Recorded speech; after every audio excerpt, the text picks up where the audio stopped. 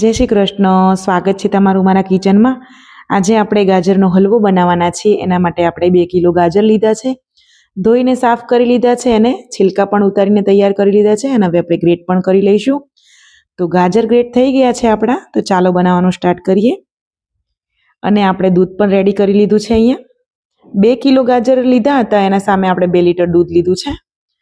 તો એના માટે આપણે ભારે તળિયાવાળું વાસણ હોય એ લેવાનું છે ગાજરનો હલવો બનાવવા માટે.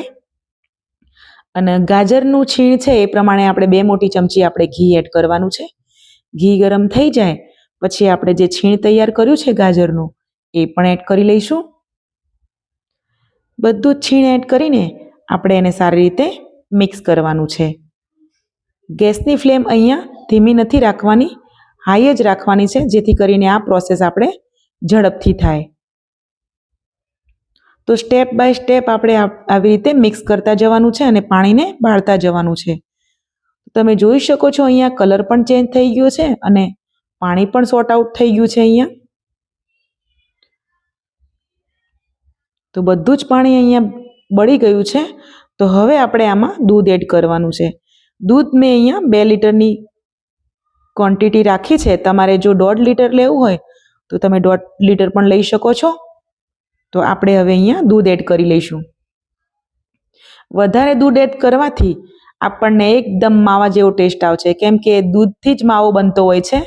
તો આપણે વધારે દૂધ એડ કરીને આને બનાવીશું ને હલવાને, તો એકદમ માવો એડ કરીને બનાવ્યો ને એવો ટેસ્ટ આવશે. અને વિડીયોના એન્ડમાં તમે જોજો, એનું સ્ટ્રક્ચર પણ એવું જ લાગશે કે આપણે માવા સાથે આ હલવાને બનાવ્યો છે. તો લગાતાર આપણે દૂધ એડ કરીને એને હલાવતા રહેવાનું છે. તો તમે જોઈ શકો છો અહીંયા 70% આપણે દૂધ અહીંયા બળી ગયું છે, 30% જ રહ્યું છે.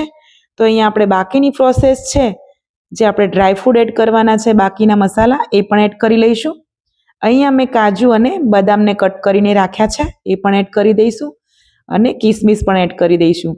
ડ્રાયફ્રૂટ તમે તમારા મનપસંદ પ્રમાણે એડ કરી શકો છો, વધારે કે ઓછા. મેં અહીંયા મારા એકોર્ડિંગ કર્યા છે, તમે તમારી મનપસંદ પ્રમાણે કરી શકો છો. અહીંયા મેં 250 ગ્રામ ખાંડ લીધી છે. મારા ઘરમાં ગળ્યું બહુ નથી ખવાતું, તો મેં એ પ્રમાણે ખાંડ એડ કરી છે. જો તમારા ઘરમાં વધારે ગળ્યું ખવાતું હોય તો તમે 300 ગ્રામ પણ ખાંડ એડ કરી શકો છો.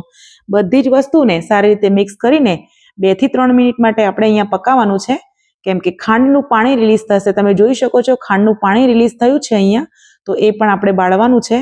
તો પાણી બળી ગયું છે, કલર ચેન્જ થઈ ગયો છે આપણા હલવાનો. અને અહીંયા આપણે ઇલાયચીને દળી દીધી હતી. ઇલાયચીને હંમેશા થોડીક ખાંડ લઈને એની સાથે દળવાની, જેથી કરીને આસાનીથી દળાઈ જાય. તો હલવો આપણો તૈયાર થઈ ગયો છે. તમે જુઓ મસ્ત મજાનું સ્ટ્રક્ચર છે, એકદમ આપણે રસોઈયા બનાવતા હોય ને એવો જ હલવો બનાવીને તૈયાર થયો છે અહીંયા. તો હલવો બનતા આપણે 1 કલાક થઈ ગયો છે, 1 કલાક ને 10 મિનિટ જેવું. તો વિડીયો પસંદ આવ્યો તો વિડીયોને લાઇક કરજો, ચેનલને સબસ્ક્રાઇબ કરજો અને શેર પણ કરી દેજો. અને બાજુમાં આપેલા બેલ આઇકનને પણ પ્રેસ કરજો, જેથી કરીને નવી નવી રેસીપીની અપડેટ મળી શકે. મળીશું એક નવી રેસીપી સાથે. જય શ્રી કૃષ્ણ બધાને.